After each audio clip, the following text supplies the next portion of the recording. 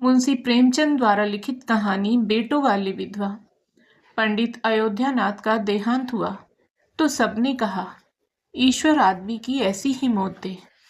4 जवान बेटे थे, एक लड़की। चारों लड़कों के विवाह हो चुके थे, केवल लड़की कंवारी थी। संपत्ति भी काफी छोड़ी थी, एक पक्का मकान, 2 बगीचे, कई हजार के गहने और 20,000 नकद। विधवा फूलमती को शोक तो हुआ और कई दिन तक बेहाल पड़ी रही, लेकिन जवान बेटों को सामने देखकर उसे ढाढ़स हुआ। चारों लड़के एक से एक सुशील, चारों बहुएं एक से एक बढ़कर आज्ञाकारिणी। जब वह रात को लेटती तो चारों बारी बारी से उसके पांव दबाती। वह स्नान करके उठती तो उसकी साड़ी छांटती। सारा घर उसके इशारे पर चलता था। बड़ा लड़का कामता नाथ एक दफ्तर में 50 रुपए पर नौकर था। छोटा उमानाथ डॉक्टरी पास कर चुका था और कहीं औषधालय खोलने की फिक्र में था। तीसरा दयानाथ बीए में फेल हो गया था और पत्रिकाओं में लेख लिख लिख कर कुछ न कुछ कमा लेता था। चौथा सीतानाथ चारों में सबसे कुशाग्र बुद्धि और होनहार था और अब की साल बीए प्रथम श्रेणी में पास करके एमए की तैयारी में लगा हुआ था। किसी लड़के में वह दुर्व्यसन, वह छैलापन, वह लुटाऊपन न था जो माता पिता को जलाता और कुल मर्यादा को डुबाता है। फूलमती घर की मालकिन थी। गो की कुंजिया बड़ी बहू के पास रहती थी। बुढ़िया में वह अधिकार प्रेम न था जो वृद्ध जनों को कटु और कलहशील बना दिया करता है, किंतु उसकी इच्छा के बिना कोई बालक मिठाई तक न मंगा सकता था। संध्या हो गई थी। पंडित को मरे आज 12वां दिन था। कल तेहरी है, ब्रह्मभोज होगा, बिरादरी के लोग निमंत्रित होंगे। उसी की तैयारियां हो रही थी। फूलमती अपनी कोठरी में बैठी देख रही थी। पल्लेदार बोरे में आटा लाकर रख रहे हैं, घी के टीन आ रहे हैं, शाक भाजी के टोकरे, शक्कर की बोरियां, दही के मटके चले आ रहे हैं। महापात्र के लिए दान की चीजें लाई गई, बर्तन, कपड़े, पलंग, बिछावन, छाते, जूते, छड़ियां, लालटेनें आदि। किंतु फूलमती को कोई चीज नहीं दिखाई गई। नियम अनुसार ये सब सामान उसके पास आने चाहिए थे। वे प्रत्येक वस्तु को देखती, उसे पसंद करती, उसकी मात्रा में कभी बेशी का फैसला करती। तब इन चीजों को भंडारे में रखा जाता। क्यों उसे दिखाने और उसकी राय लेने की जरूरत नहीं समझी गई। अच्छा, वह आटा 3 ही बोरा क्यों आया? उसने तो 5 बोरों के लिए कहा था। घी भी 5 ही कनस्तर है, उसने तो 10 कनस्तर मंगवाए थे। इसी तरह शाक भाजी, शक्कर, दही आदि में भी कमी की गई होगी। किसने उसके हुक्म में हस्तक्षेप किया? जब उसने एक बात तय कर दी तब किसे उसको घटाने बढ़ाने का अधिकार है? आज 40 वर्षों से घर के प्रत्येक मामले में फूलमती की बात सर्वमान्य थी। उसने 100 कहा तो 100 खर्च किए गए, 1 कहा तो 1। किसी ने मीन मेख न की। यहाँ तक कि पंडित अयोध्यानाथ भी उसकी इच्छा के विरुद्ध कुछ न करते थे, पर आज उसकी आंखों के सामने प्रत्यक्ष रूप से उसके हुक्म की उपेक्षा की जा रही है। इसे वह क्यों कर स्वीकार कर सकती? कुछ देर तक तो वह जब्त किए बैठी रही, पर अंत में न रहा गया। स्वायत्त शासन उसका स्वभाव हो गया था। वह क्रोध में भरी हुई आई और कामता नाथ से बोली, क्या आटा 3 ही बोरे लाए? मैंने तो 5 बोरों के लिए कहा था और घी भी 5 ही टीन मंगवाया। तुम्हें याद है मैंने 10 कनस्तर कहा था। किफायत को मैं बुरा नहीं समझती, लेकिन जिसने यह कुआं खोदा उसी की आत्मा पानी को तरसे। यह कितनी लज्जा की बात है। कामता नाथ ने क्षमा याचना न की, अपनी भूल भी स्वीकार न की, लज्जित भी नहीं हुआ। 1 मिनट तो विद्रोही भाव से खड़ा रहा, फिर बोला, हम लोगों की सलाह 3 ही बोरों की हुई और 3 बोरे के लिए 5 टीन घी काफी था। इसी हिसाब से और चीजें भी कम कर दी गई हैं। फूलमती उग्र होकर बोली, किसकी राय से आटा कम किया गया? हम लोगों की राय से। तो मेरी राय कोई चीज नहीं है? है क्यों नहीं, लेकिन अपना हानि लाभ भी तो हम समझते हैं। फूलमती हक्की बक्की होकर उसका मुंह ताकने लगी। इस वाक्य का आशय उसकी समझ में न आया। अपना हानि लाभ? अपने घर में हानि लाभ की जिम्मेदार वह आप है। दूसरों को चाहे वे उसके पेट के जन्मे पुत्र ही क्यों न हो, उसके कामों में हस्तक्षेप करने का क्या अधिकार? यह लोंडा तो इस ढिठाई से जवाब दे रहा है मानो घर उसी का है, उसी ने मर मर कर गृहस्थी जोड़ी है। मैं तो गैर हूं, जरा इसकी हेकड़ी तो देखो। उसने तमतमाए हुए मुख से कहा, मेरे हानि लाभ के जिम्मेदार तुम नहीं हो। मुझे अख्तियार है, जो उचित समझूं वह करूं। अभी जाकर 2 बोरे आटा और 5 टीन घी और लाओ, और आगे के लिए खबरदार, जो किसी ने मेरी बात काटी। अपने विचार में उसने काफी तंबीह कर दी थी। शायद इतनी कठोरता अनावश्यक थी। उसे अपनी उग्रता पर खेद हुआ। लड़के ही तो हैं, समझे होंगे कुछ किफायत करनी चाहिए। मुझसे इसलिए न पूछा होगा कि अम्मा तो खुद हर एक काम में किफायत करती है। अगर इन्हें मालूम होता कि इस काम में मैं किफायत पसंद न करूंगी, तो कभी इन्हें मेरी उपेक्षा करने का साहस न होता। यद्यपि कामतानाथ अब भी उसी जगह खड़ा था, और उसकी भाव भंगिमा से ऐसा ज्ञात होता था कि इस आज्ञा का पालन करने के लिए वह बहुत उत्सुक नहीं। पर फूलमती निश्चिंत होकर अपनी कोठरी में चली गई। इतनी तंबीही पर किसी को उसकी अवज्ञा करने की सामर्थ्य हो सकती है, इसकी संभावना का ध्यान भी उसे न आया। पर ज्यों ज्यों समय बीतने लगा, उस पर यह हकीकत खुलने लगी कि इस घर में अब उसकी वह हैसियत नहीं रही जो 10-12 दिन पहले थी। संबंधियों के यहाँ के नेवते में शक्कर, मिठाई, दही, अचार आदि आ रहे थे। बड़ी बहू इन वस्तुओं को स्वामिनी भावों से संभाल संभाल कर रख रही थी। कोई भी उससे पूछने नहीं आता। बिरादरी के लोग जो कुछ पूछते हैं कामतानाथ से या बड़ी बहू से। कामतानाथ कहाँ का बड़ा इंतजामकार है, रात दिन भंग पिए पड़ा रहता है, किसी तरह रो धोकर दफ्तर चला जाता है। उसमें भी महीने में 15 नागों से कम नहीं होते। वह तो कहो साहब पंडित जी का लिहाज करता है, नहीं अब तक तो कभी का निकाल देता। और बड़ी बहू जैसी भूवड़ औरत भला इन सब बातों को क्या समझेगी? अपने कपड़े लत्ते तक तो जतन से रख नहीं सकती, चली है गृहस्थी चलाने। भद होगी और क्या, सब मिलकर कुल की नाक कटवाएंगे। वक्त पर कोई ना कोई चीज कम हो जाएगी। इन कामों के लिए बड़ा अनुभव चाहिए। कोई चीज तो इतनी बन जाएगी कि मारी मारी फिरेगी, कोई चीज इतनी कम बनेगी कि किसी पत्तल पर पहुंचेगी, किसी पर नहीं। आखिर इन सबों को हो क्या गया है? अच्छा, बहू तिजोरी क्यों खोल रही है? वह मेरी आज्ञा के बिना तिजोरी खोलने वाली कौन होती है? कुंजी उसके पास है अवश्य, लेकिन जब तक मैं रुपए न निकलवाऊं तिजोरी नहीं खुलती। आज तो इस तरह खोल रही है मानो मैं कुछ हूं ही नहीं। यह मुझसे बर्दाश्त न होगा। वह झमक कर उठी और बहू के पास जाकर कठोर स्वर में बोली, तिजोरी क्यों खोलती हो बहू? मैंने तो खोलने को नहीं कहा।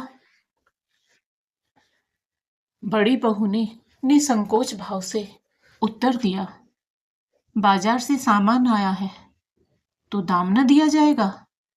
कौन चीज भाव में आई है और कितनी आई है यह मुझे कुछ मालूम नहीं। जब तक हिसाब किताब न हो जाए रुपए कैसे दिए जाए? हिसाब किताब सब हो गया है। किसने किया? अब मैं क्या जानूं किसने किया? जाकर मर्दों से पूछो। मुझे हुक्म मिला रुपए लाकर दे दो, रुपए लिए जाती हूँ।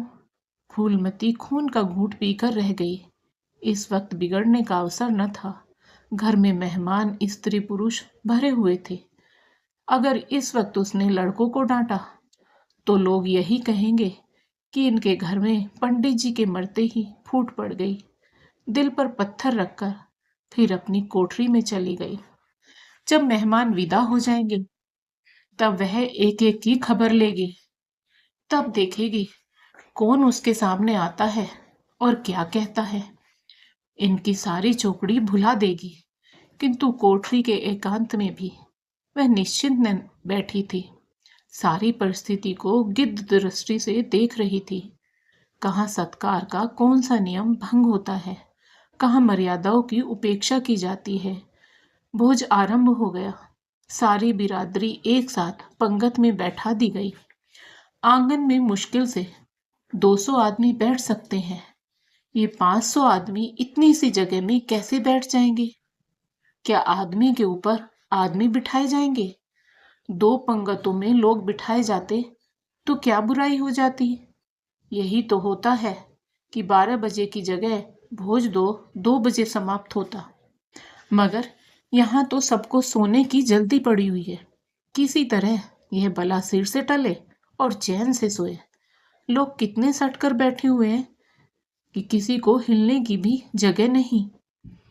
पत्तल एक पर एक रखे हुए हैं। पूरियां ठंडी हो गई। लोग गरम गरम मांग रहे हैं। मैदे की पूरियां ठंडी होकर चिमड़ी हो जाती हैं।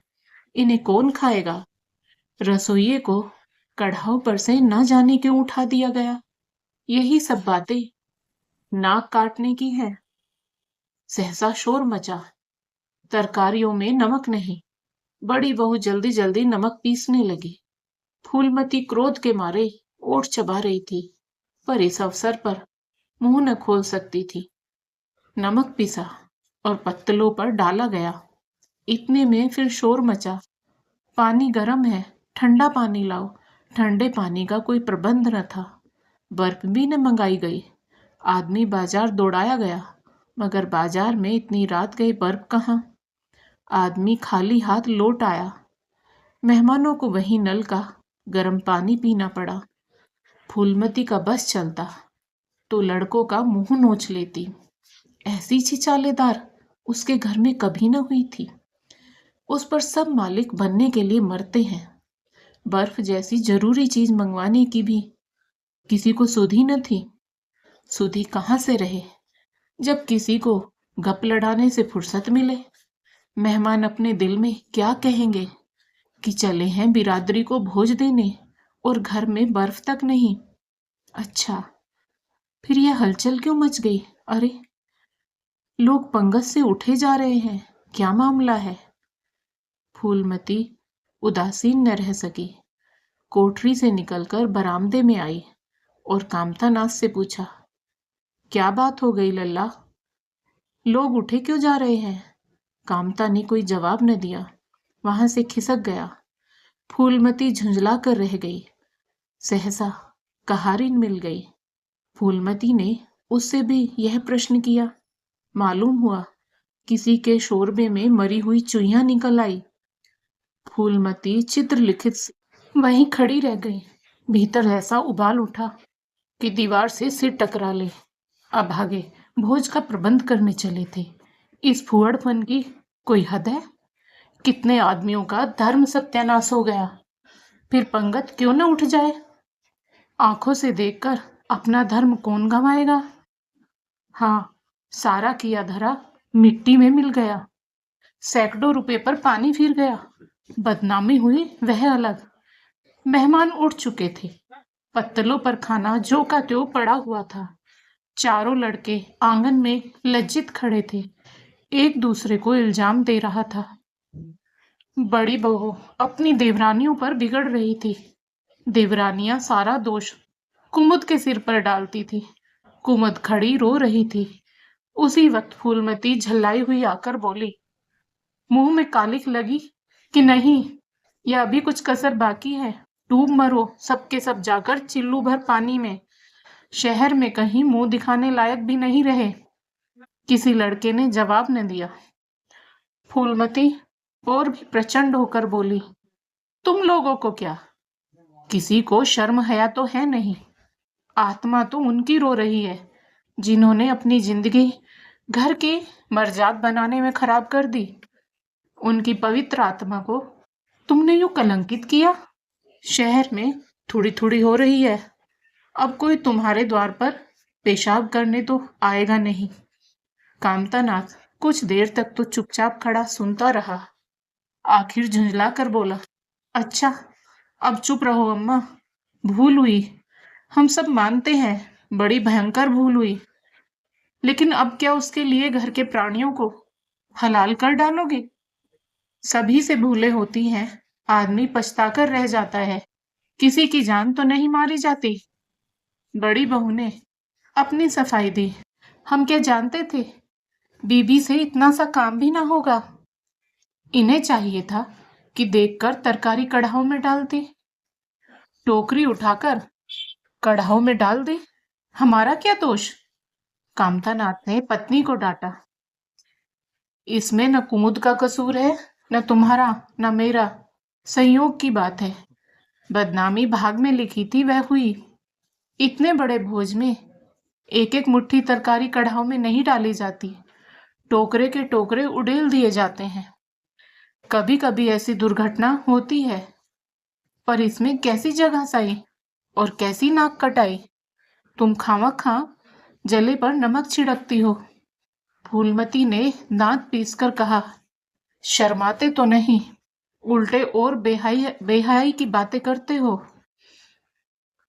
कामतानाथ ने निसंकोच होकर कहा, शर्माऊं क्यों? किसी की चोरी की है, चीनी में चींटे और आटे में घुन, यह नहीं देखे जाते। पहले हमारी निगाह ने पड़ी, बस यही बात बिगड़ गई, नहीं चुपके से चुईया निकालकर फेंक देते, किसी को खबर भी न होती। फूलमती ने चकित होकर कहा, क्या कहता है? मरी चुईया खिलाकर सबका धर्म बिगाड़ देता? कामता हंसकर बोला, क्या पुराने जमाने की बातें करती हूँ अम्मा, इन बातों से धर्म नहीं जाता। यह धर्मात्मा लोग जो पत्तल पर से उठ गए हैं, इनमें से कौन है जो भेड़ बकरी का मांस न खाता हो? तालाब के कछुए और घोंगे तक तो किसी से बचते नहीं। जरा सी चुईया में क्या रखा था? फूलमती को ऐसा प्रतीत हुआ कि अब प्रलय आने में बहुत देर नहीं है। जब पढ़े लिखे आदमियों के मन में ऐसे अधार्मिक भाव आने लगे, तो फिर धर्म की भावना की रक्षा कौन करे? अपना समूह लेकर चली गई। 2 महीने गुजर गए। रात का समय है, चारों भाई दिन के काम से छुट्टी पाकर कमरे में बैठे गपशप कर रहे हैं। बड़ी बहू भी षड्यंत्र में शरीक है। कुमुद के विवाह का प्रश्न छिड़ा हुआ है। कामतानाथ ने मसंद पर टेक लगाते हुए कहा, दादा की बात दादा के साथ गई। पंडित विद्वान भी है और कुलीन भी होंगे, लेकिन जो आदमी अपनी विद्या और कुलीनता को रुपयों पर बेचे, वह नीच है।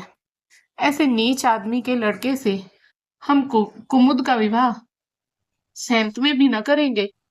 5,000 तो दूर की बात है, उसे बताओ धता और किसी दूसरे वर की तलाश करो। हमारे पास कुल 20,000 ही तो हैं। एक एक के हिस्से में 5,000 आते। 5,000 दहेज में दे दें और 5,000 नेग न्योछावर बाजे गाजे में उड़ा दें, तो फिर हमारी बधियाई बैठ जाएगी।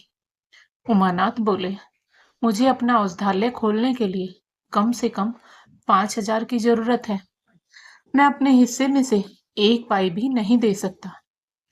फिर खुलते ही आमदनी तो होगी नहीं, कम से कम साल भर घर से खाना पड़ेगा। दयानाथ एक समाचार पत्र देख रहे थे, आंखों से ऐनक उतारते हुए बोले, मेरा विचार भी एक पत्र निकालने का है। प्रेस और पत्र में कम से कम 10,000 का कैपिटल चाहिए। 5,000 मेरे रहेंगे तो कोई न कोई साझेदार भी मिल जाएगा। पत्रों में लेख लिखकर मेरा निर्वाह नहीं हो सकता। कामतानाथ ने सिर हिलाते हुए कहा, अजी राम भजो, सेंत में कोई लेख छापता नहीं, रुपए कौन देता है? दयानाथ ने प्रतिवाद किया, नहीं, यह बात तो नहीं है।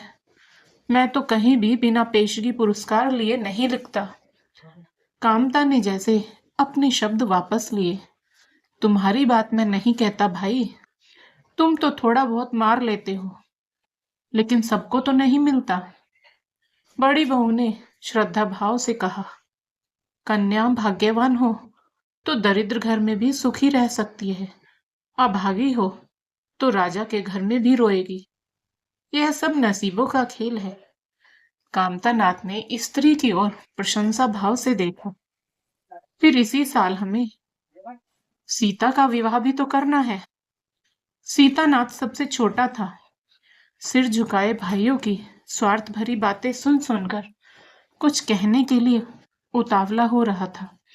अपना नाम सुनते ही बोला, मेरे विवाह की आप लोग चिंता न करें। मैं जब तक किसी धंधे में न लग जाऊंगा, विवाह का नाम भी न लूंगा। और सच पूछिए तो मैं विवाह करना ही नहीं चाहता। देश को इस समय बालकों की जरूरत नहीं, काम करने वालों की जरूरत है। मेरे हिस्से के रुपए आप कुमुद के विवाह में खर्च कर दे। सारी बातें तय हो जाने के बाद यह उचित नहीं है कि पंडित मुरारी लाल को से संबंध तोड़ लिया जाए। उमा ने तीव्र स्वर में कहा, 10,000 कहाँ से आएंगे? सीता ने डरते हुए कहा, मैं तो अपने हिस्से के रुपए देने को कहता हूँ, और शेष मुरारी लाल से कहा जाए कि दहेज में कुछ कमी कर दे।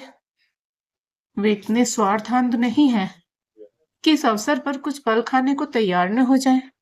अगर वे 3,000 में संतुष्ट हो जाएं, तो 5,000 में विवाह हो सकता है। उमा ने कामतानाथ से कहा, सुनते हैं भाई साहब इसकी बातें? दयानाथ बोल उठे, तो इसमें आप लोगों का क्या नुकसान है? मुझे तो इस बात से खुशी हो रही है कि भला हम में से कोई तो त्याग करने योग्य है। इन्हें तत्काल रुपए की जरूरत नहीं है। सरकार से वजीफा पाते ही हैं। पास होने पर कहीं न कहीं जगह मिल जाएगी। हम लोगों की हालत तो ऐसी नहीं है। कामतानाथ ने दूरदर्शिता का परिचय दिया। नुकसान की एक ही कही, हम में से एक को कष्ट तो हो तो क्या, और लोग बैठे देखेंगे।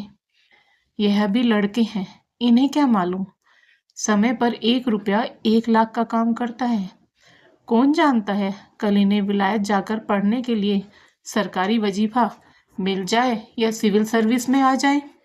उस वक्त सफर की तैयारियों में 4-5 हजार लग जाएंगे। तब किसके सामने हाथ फैलाते फिरेंगे? मैं यह नहीं चाहता कि दहेज के पीछे इनकी जिंदगी नष्ट हो जाए। इस तर्क ने सीतानाथ को भी तोड़ दिया। सकचाता हुआ बोला, हाँ, यदि ऐसा हुआ तो बेशक मुझे रुपए की जरूरत होगी। क्या है ऐसा होना असंभव है? असंभव तो मैं नहीं समझता, लेकिन कठिन अवश्य है। वजीफे उन्हें मिलते हैं जिनके पास सिफारिशें होती हैं। मुझे कौन पूछता है? कभी कभी सिफारिशें धरी रह जाती हैं और बिना सिफारिश वाले बाजी मार जाते हैं। तो आप जैसा उचित समझे। मुझे यहाँ तक मंजूर है कि चाहे मैं विलायत ना जाऊं, पर कुमुद अच्छे घर जाए। कामतानाथ ने निष्ठा भाव से कहा, अच्छा घर दहेज देने ही से नहीं मिलता है भैया। जैसा तुम्हारी भाभी ने कहा, यह नसीबों का खेल है। मैं तो चाहता हूँ कि मुरारी लाल को जवाब दे दिया जाए और कोई ऐसा घर खोजा जाए जो थोड़े में राजी हो जाए। इस विवाह में मैं 1,000 से ज्यादा नहीं खर्च कर सकता। पंडित दीनदयाल कैसे हैं? उमा ने प्रसन्न होकर कहा, बहुत अच्छे, MA BA न सही, यजमानों से अच्छी आमदनी है। दयानाथ ने आपत्ति की, अम्मा से भी तो पूछ लेना चाहिए। कामतानाथ को इसकी कोई जरूरत न मालूम हुई। बोले, उनकी तो जैसे बुद्धि ही भ्रष्ट हो गई। वही पुराने युग की बातें मुरारी लाल के नाम पर उधार खाए बैठी हैं। यह नहीं समझती कि वह जमाना नहीं रहा। उनको तो बस कुमुद मुरारी पंडित के घर जाए, चाहे हम लोग तबाह हो जाएं। उमा ने एक शंका उपस्थित की। अम्मा अपने सब गहने कुमुद को दे देंगी, देख लीजिएगा। कामता नाथ का स्वार्थ नीति से विद्रोह न कर सका। बोले, गहनों पर उनका पूरा अधिकार है, यह उनका स्त्री धन है, जिसे चाहे दे सकती है। उमा ने कहा, स्त्री धन है तो क्या वह उसे लुटा देंगी? आखिर वह भी तो दादा ही की कमाई है। किसी की कमाई हो, स्त्री धन पर उनका पूरा अधिकार है। ये कानूनी गोरख धंधे हैं। 20,000 में तो 4 हिस्सेदार हूं, और 10,000 के गहने अम्मा के पास रह जाए। देख लेना, इन्हीं के बल पर वह कुमुद का विवाह मुरारी पंडित के घर करेंगी। उमानाथ इतनी बड़ी रकम को इतनी आसानी से नहीं छोड़ सकता। वह कपट नीति में कुशल है। कोई कौशल रचकर माता से सारे गहने ले लेगा। उस वक्त तक कुमुद के विवाह की चर्चा करके फूलमती को भड़काना उचित नहीं। कामता नाथ ने सिर हिलाकर कहा, भाई, मैं इन चालों को पसंद नहीं करता। उमानाथ ने खिसियाकर कहा, गहने 10,000 से कम के न होंगे।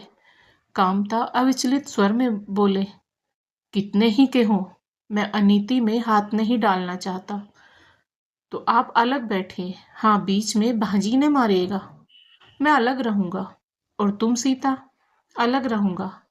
लेकिन जब दयानाथ से यही प्रश्न किया गया तो वह उमानाथ से सहयोग करने को तैयार हो गया।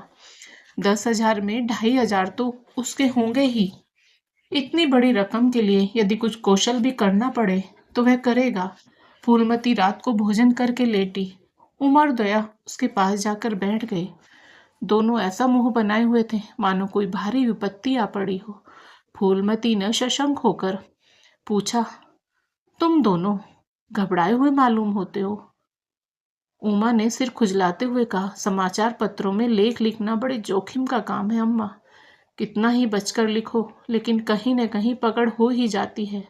दयानाथ ने एक लेख लिखा था, उस पर 5,000 की जमानत मांगी गई है। अगर कल तक जमा न कर दी गई तो गिरफ्तार हो जाएंगे और 10 साल की सजा ठुक जाएगी। फूलमती ने सिर पीट कर कहा, ऐसी बातें क्यों लिखते हो बेटा? जानते नहीं हो आजकल हमारे ये दिन आए हुए हैं। जमानत किसी तरह टल नहीं सकती। दयानाथ ने अपराधी भाव से उत्तर दिया, मैंने तो अम्मा ऐसी कोई बात नहीं लिखी थी, लेकिन किस्मत को क्या करूं? हाकिम जिला इतना कड़ा है कि जरा भी रियायत नहीं करता। मैंने जितनी दौड़ धूप हो सकती थी वह सब कर ली। तो तुमने कामता से रुपए का प्रबंध करने को नहीं कहा? उमा ने मुंह बनाया। उनका स्वभाव तो तुम जानती हो अम्मा। उन्हें रुपए प्राणों से प्यारे हैं। इन्हें चाहे काला पानी ही हो जाए, वह एक पाई न देंगे। दयानाथ ने समर्थन किया। मैंने तो उनसे इसका जिक्र ही नहीं किया। फूलमती ने चारपाई से उठते हुए कहा, चलो मैं कहती हूँ, देगा कैसे नहीं? रुपए इसी दिन के लिए तो होते हैं कि गाड़ कर रखने के लिए? उमानाथ ने माता को रो कर कहा, नहीं अम्मा, उनसे कुछ न कहो। रुपए तो न देंगे, उल्टे और हाय हाय मचाएंगे। उनको अपनी नौकरी की खैरियत मनानी है। इन्हें घर में रहने भी न देंगे। अफसरों में जाकर खबर दे दे तो आश्चर्य नहीं। फूलमती ने लाचार होकर कहा, तो फिर जमानत का क्या प्रबंध करोगे? मेरे पास तो कुछ नहीं है। हाँ, मेरे गहने हैं, इन्हें ले जाओ, कहीं गिरवी रखकर जमानत दे दो, और आज से कान पकड़ो कि किसी पत्र में एक शब्द भी न लिखोगे। दयानाथ कानों पर हाथ रखकर बोला, यह तो नहीं हो सकता अम्मा कि तुम्हारे जेवर लेकर मैं अपनी जान बचाऊं। 10-5 साल की कैद ही तो होगी, जेल लूंगा। यहीं बैठा बैठा क्या कर रहा हूं? फूलमती छाती पीटते हुए बोली, कैसी बातें मुंह से निकालते हो बेटा? मेरे जीते जी तुम्हें कौन गिरफ्तार कर सकता है? उसका मुंह झुलस दूंगी। गहने इसी दिन के लिए हैं या और किसी दिन के लिए? जब तुम ही न रहोगे तो गहने लेकर क्या आग में झोंकूंगी? उसने पिटारी लाकर उसके सामने रख दी। दया ने उमा की ओर जैसे फरियाद की आंखों से देखा और बोला, आपकी क्या राय है भाई साहब? इसी मारे मैं कहता था, अम्मा को बताने की जरूरत नहीं, जेल ही तो हो जाती, या कुछ और। उमा ने जैसे सिफारिश करते हुए कहा, यह कैसे हो सकता था कि इतनी बड़ी वारदात हो जाती और अम्मा को खबर न होती? मुझसे यह नहीं हो सकता था कि सुनकर पेट में डाल लेता। मगर अब क्या करना चाहिए, यह मैं खुद निर्णय नहीं कर सकता। न तो यही अच्छा लगता है कि तुम जेल जाओ, और न यही अच्छा लगता है कि अम्मा के गहने गिरवी रखे जाएं। फूलमती ने व्यथित कंठ से पूछा, क्या तुम समझते हो मुझे गहने तुमसे ज्यादा प्यारे हैं? मैं तो प्राण तक तुम्हारे ऊपर न्योछावर कर दूं। गहनों की बिसात ही क्या है? दया ने दृढ़ता से कहा, अम्मा, तुम्हारे गहने तो न लूंगा, चाहे मुझ पर कुछ ही क्यों न आ पड़े। जब आज तक तुम्हारी कुछ सेवा न कर सका, तो किस मुंह से तुम्हारे गहने उठा ले जाऊं? मुझ जैसे कपूत को तो तुम्हारी कोख से जन्म ही न लेना चाहिए था। सदा तुम्हें कष्ट ही देता रहा। फूलमती ने भी उतनी ही दृढ़ता से कहा, अगर यूं न लोगे तो मैं खुद जाकर इन्हें गिरो रख दूंगी और खुद हाकिम जिला के पास जाकर जमानत जमा कराऊंगी। अगर इच्छा हो तो यह परीक्षा भी ले लो। आंखें बंद हो जाने के बाद क्या होगा भगवान जाने, लेकिन जब तक जीती हूं तुम्हारी ओर कोई तिरछी आंखों से देख नहीं सकता।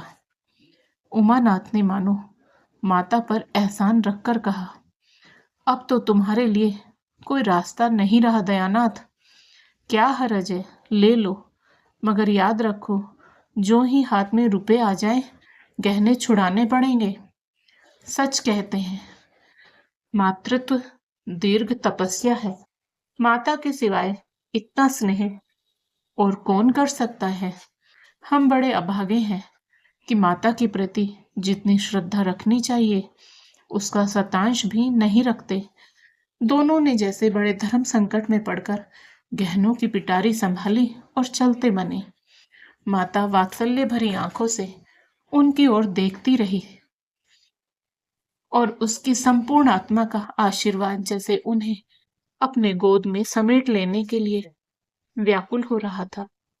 आज कई महीने के बाद उसके भग्न मात्र हृदय को अपना सर्वस्व अर्पण करके जैसे आनंद की विभूति मिली। उसकी स्वामिनी कल्पना इतनी त्याग के लिए, इतनी आत्मसमर्पण के लिए जैसे कोई मार्ग ढूंढती रहती थी। अधिकार या लोभ या ममता की वहां गंध तक न थी। त्याग ही उसका आनंद और त्याग ही उसका अधिकार है। आज अपना खोया हुआ अधिकार पाकर अपनी सिरजी हुई प्रतिमा पर अपने प्राणों की भेंट करके वह निहाल हो गई। 3 महीने और गुजर गए। माँ के गहनों पर हाथ साफ करके चारों भाई उसकी दिलजोई करने लगे थे। अपनी स्त्रियों को भी समझाते थे कि उसका दिल न दुखाए। अगर थोड़े से शिष्टाचार से उसकी आत्मा को शांति मिलती है तो इसमें क्या हानि है। चारों करते अपने मन की, पर माता से सलाह ले लेते या ऐसा जाल फैलाते कि वह सरल ही उनकी बातों में आ जाती और हर एक काम में सहमत हो जाती।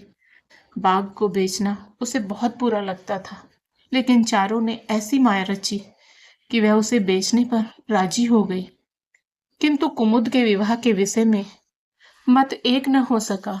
माँ पंडित मुरारी लाल पर जमी हुई थी, लड़के दीनदयाल पर अड़े हुए थे। एक दिन आपस में कलह हो गई।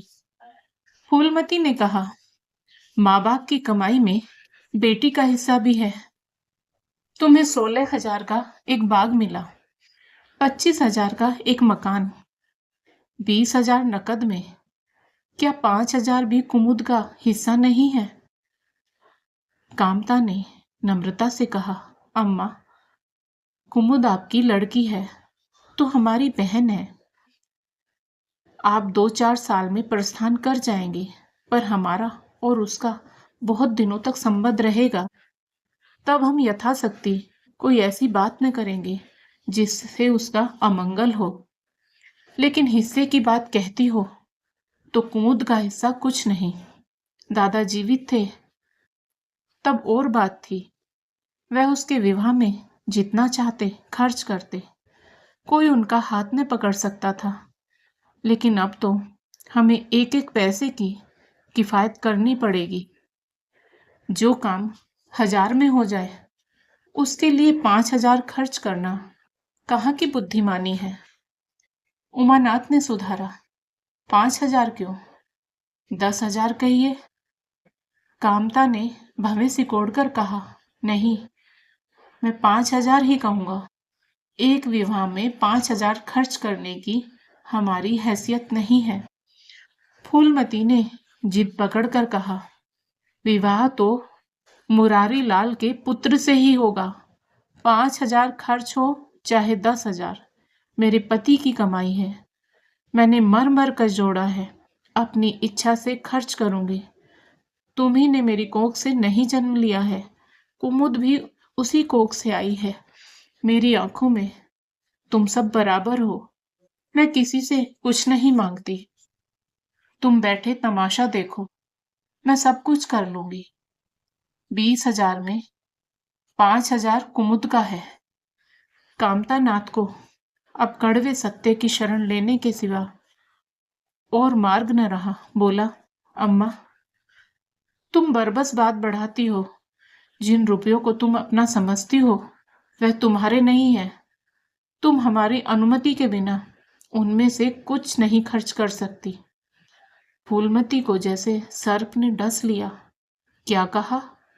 फिर तो कहना। मैं अपने ही संचय रुपए अपनी इच्छा से नहीं खर्च कर सकती। वह रुपए तुम्हारे नहीं रहे, हमारे हो गए। तुम्हारे होंगे, लेकिन मेरे मरने के पीछे नहीं, दादा के मरते ही हमारे हो गए। उमानाथ ने बेहयाई से कहा, अम्मा कानून कायदा तो जानती नहीं, नाहक उछलती। फूलमती क्रोध विवल होकर रोकर बोली, भाड़ में जाए तुम्हारा कानून। मैं ऐसे कानून को नहीं जानती। तुम्हारे दादा ऐसे कोई धन्ना सेठ नहीं थे। मैंने ही पेट और तन काटकर यह गृहस्थी जोड़ी है। नहीं, आज बैठने की छां न मिलती। मेरे जीते जी तुम मेरे रुपए नहीं छू सकती।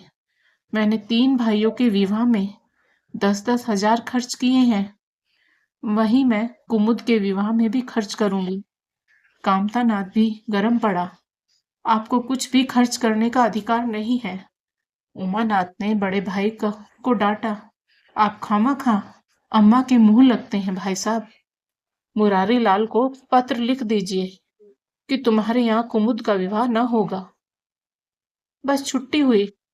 कायदा कानून तो जानती नहीं, व्यर्थ ही बहस करती है। फूलमती ने संयमित स्वर में कहा, अच्छा, क्या कानून है? जरा मैं भी तो सुनूं। उमा ने निरीह भाव से कहा, कानून यही है कि बाप के मरने के बाद जायदाद बेटों की हो जाती है। माँ का हक केवल रोटी कपड़े का है। फूलमती ने तड़प कर पूछा, किसने यह कानून बनाया है? उमा शांति स्थिर स्वर में बोला, हमारे ऋषियों ने, महाराज मनु ने, और किसने? फूलमती एक क्षण अवाक रहकर आहत कंठ से बोली, तो इस घर में मैं तुम्हारे टुकड़ों पर पड़ी हुई हूं। उमानाथ ने न्यायाधीश की निर्ममता से कहा, तुम जैसा समझो। फूलमती की संपूर्ण आत्मा मानो इस वज्रपात से चीत्कार करने लगी।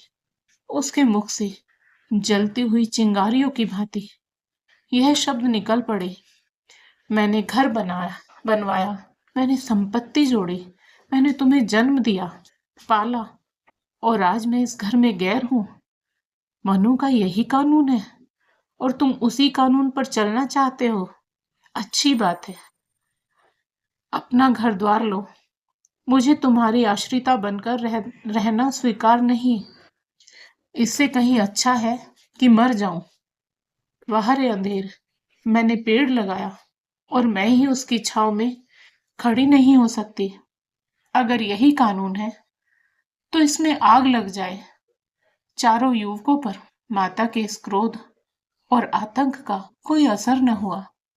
कानून का फौलादी कवच उनकी रक्षा कर रहा था। इन कांटों का उन पर क्या असर हो सकता था? जरा देर में फूलमती उठकर चली गई। आज जीवन में पहली बार उसका वात्सल्य मग्न मातृत्व अभिशाप बनकर उसे धिक्कारने लगा।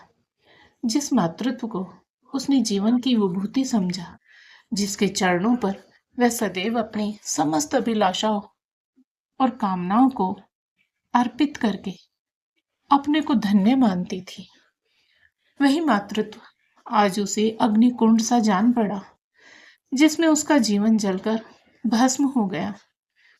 संध्या हो गई थी। द्वार पर नीम का वृक्ष सिर झुकाए निःशब्द खड़ा था, मानो संसार की गति पर क्षुब्ध हो रहा हो। अस्ताचल की ओर प्रकाश और जीवन का देवता फूलवती के मातृत्व की ही भांति अपनी चिता में जल रहा था। फूलमती अपने कमरे में जाकर लेटी तो उसे मालूम हुआ उसकी कमर टूट गई है। पति के मरते ही अपने पेट के लड़के उसके शत्रु हो जाएंगे, उसको स्वप्न में भी अनुमान न था। जिन लड़कों को उसने अपना हृदय रक्त पिला पिला कर पाला, वही आज उसके हृदय पर यूं आघात कर रहे हैं। अब वह घर उसे कांटों की सेज मालूम हो रहा था, जहां उसकी कुछ कद्र नहीं, कुछ गिनती नहीं, वहां अनाथों की भांति पड़ी रोटियां खाए। यह उसकी अभिमानी प्रकृति के लिए असह्य था। पर उपाय ही क्या था? वह लड़कों से अलग होकर रहे भी तो नाक किसकी कटेगी? संसार उसे थूके तो क्या और लड़कों को थूके तो क्या, बदनामी तो उसी की है। दुनिया यही तो कहेगी कि 4 जवान बेटों के होते बुढ़िया अलग पड़ी हुई मजूरी करके पेट पाल रही है। जिन्हें उसने हमेशा नीच समझा, वही उस पर हंसेंगे। नहीं, वह अपमान इस अनादर से कहीं ज्यादा हृदय विदारक था। अब अपना और घर का पर्दा ढका रखने में ही कुशल है। हाँ, अब उसे अपने आप को नई परिस्थितियों के अनुकूल बनाना पड़ेगा। समय बदल गया है। अब तक स्वाभिमानी बनकर रही, अब लोंडी बनकर रहना पड़ेगा। ईश्वर की यही इच्छा है। अपने बेटों की बातें और लातें गैरों की बातों और लातों की अपेक्षा फिर भी गनीमत है। वह बड़ी देर तक मुंह ढांपे अपनी दशा पर रोती रही। सारी रात इसी आत्मवेदना में कट गई। शरद का प्रभाव डरता डरता उषा की गोद से निकला, जैसे कोई कैदी छिपकर जेल से भाग आया हो। फूलमती अपने नियम के विरुद्ध आज तड़के ही उठी। रात भर में उसका मानसिक परिवर्तन हो चुका था। सारा घर सो रहा था और वह आंगन में झाड़ू लगा रही थी। रात भर ओस में भीगी हुई उसकी पक्की जमीन उसके नंगे पैरों में कांटों की तरह चुभ रही थी। पंडित जी उसे कभी इतने सवेरे उठने न देते थे। शीत उसके लिए बहुत हानिकारक था, पर अब वह दिन नहीं रहे। प्रकृति उसको भी समय के साथ बदल देने का प्रयत्न कर रही थी। झाड़ू से फुर्सत पाकर उसने आग जलाई और चावल दाल की कंकड़ियां चुनने लगी। कुछ देर में लड़के जागे, बहुएं उठी। सभी ने बुढ़िया को सर्दी से सिकुड़े काम करते देखा, पर किसी ने यह न कहा कि अम्मा क्यों हलकान होती हो।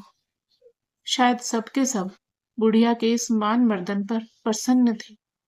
आज से फूलमती का यही नियम हो गया कि जी तोड़कर घर का काम करना और अंतरंग नीति से अलग रहना। उसके मुख पर जो एक आत्मगौरव झलकता रहता था, उसकी जगह अब गहरी वेदना छाई हुई नजर आती थी। जहाँ बिजली जलती थी वहां अब तेल का दिया टिमटिमा रहा था, जिसे बुझा देने के लिए हवा का एक हल्का सा झोंका काफी है। मुरारी लाल को इनकारी पत्र लिखने की बात पक्की हो चुकी थी। दूसरे दिन पत्र लिख दिया गया। दीनदयाल से कुमुद का विवाह निश्चित हो गया। दीनदयाल की उम्र 40 से कुछ अधिक थी। मर्यादा में भी कुछ हेठे थे, पर रोटी दाल से खुश थे। बिना किसी ठहराव के विवाह करने पर राजी हो गए। तिथि नियत हुई, बारात आई, विवाह हुआ और कुमुद विदा कर दी गई। फूलमती के दिल पर क्या गुजर रही थी, इसे कौन जान सकता है। पर चारों भाई बहुत प्रसन्न थे, मानो उनके हृदय का कांटा निकल गया हो। ऊंचे कुल की कन्या मुंह कैसे खोलती। भाग्य में सुख भोगना लिखा होगा, सुख भोगेगी। दुख भोगना लिखा होगा, दुख झेलेगी। हरी इच्छा बेकसों का अंतिम अवलंब है।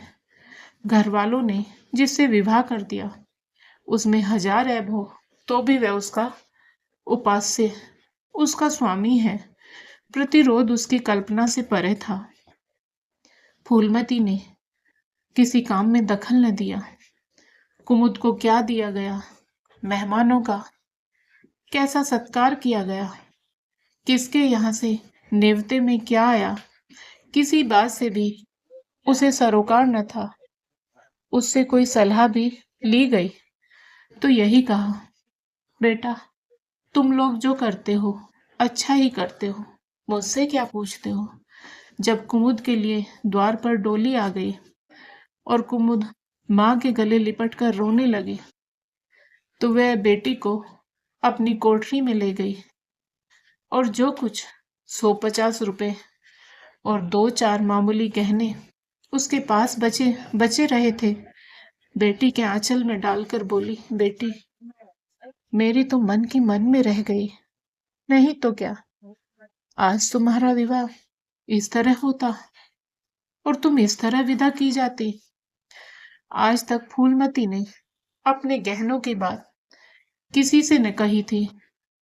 लड़कों ने उसके साथ जो कपट व्यवहार किया था, इसे चाहे अब तक न समझी हो, लेकिन इतना जानती थी कि गहने फिर न मिलेंगे और मनोमालिन्य बढ़ने के सिवा कुछ हाथ न लगेगा।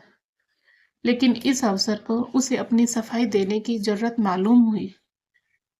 कुमुद यह भाव मन में लेकर जाए कि अम्मा ने अपने गहने बहुओं के लिए रख छोड़े, इसे वह किसी तरह न सह सकती थी। इसलिए वह उसे अपनी कोठरी में ले गई। लेकिन कुमुद को पहले ही इस कौशल की टोह मिल चुकी थी। उसने गहने और रुपए आंचल से निकालकर माता के चरणों में रख दिए और बोली, अम्मा मेरे लिए तुम्हारा आशीर्वाद लाखों रुपए के बराबर है। तुम इन चीजों को अपने पास रखो, न जाने अभी तुम्हें किन विपत्तियों का सामना करना पड़े। फूलमती कुछ कहना चाहती थी कि उमानाथ ने आकर कहा, क्या कर रही है कुमुद, चल जल्दी कर, शायद टली जाती है। वह लोग हाय हाय कर रहे हैं, फिर तो 2-4 महीने में ही आएगी। जो कुछ लेना देना हो ले लेना। फूलमती के घाव पर जैसे मनो नमक पड़ गया।